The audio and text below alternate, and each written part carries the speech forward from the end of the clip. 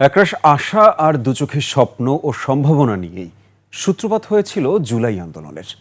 জুলাই আন্দোলনের আজ 1 বছর পূর্তি। ফ্যাসিস্ট হাসিনা সরকারের রক্তচক্ষু উপেক্ষা করে দুর্বার আন্দোলনের দিকে এগিয়ে যাবার বার্তা দিয়েছিল ছাত্র জনতা। গেল 1 বছরের পথ পরিক্রমায় বন্ধ হয়েছে কি বৈষম্য, অথবা আসলেই কি মুক্তি পেয়েছে বাংলাদেশের গণতন্ত্র? বাকিটা জানাচ্ছেন Dipu Sikdar. Super fresh fortified soybean তেল, শুরু হোক হেলদি লাইফের জার্নি। 2018 সালে সেই কোটা আন্দোলন যেন ফিরে আসে 24 সালের 1 জুলাইতে। তীব্র গরম আর রোদে পুড়ে হাজারো শিক্ষার্থী সেদিন কোটা সংস্কারের দাবিতে রাজু ভাস্কর্যের সামনে হাজির।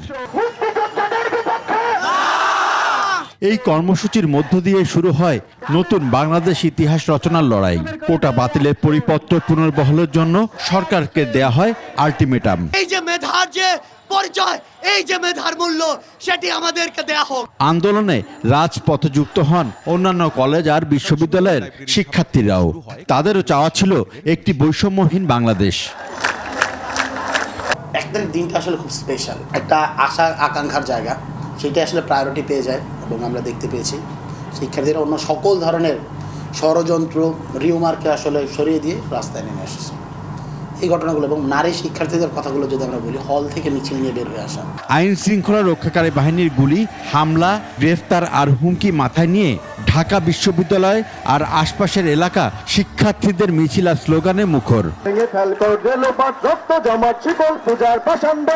মাত্র 36 দিনের মাথায় নিজেদের কাঙ্ক্ষিত লক্ষ্যে পৌঁছায় আন্দোলনকারীরা। সেই আন্দোলন আর ত্যাগের 1 বছরের মাথায় কেমন আছে নতুন বাংলাদেশ?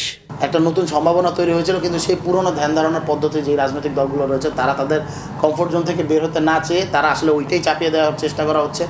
এবং আলটিমেটলি দেখা যাচ্ছে যে বাংলাদেশে আসলে পরিবর্তনের যেই রকম এক্সপেকটেশন আমরা ছিলাম, ফ্যাসিবাদী ব্যবস্থার বিলোপ এবং নতুন রাজনৈতিক বন্দোবস্তের যে কমিটমেন্ট, সেইটা আসলে অনেকটাই ম্লান হচ্ছে। কথা ছিল পরিবারতন্ত্র সহ সবকিছুর ঊর্ধ্বে উঠে হবে সংস্কার, সাধারণের জীবন মানের উন্নয়ন হবে, এরকম আরো অনেক প্রত্যাশার কতটুকু পূরণ হলো গত 1 বছরে?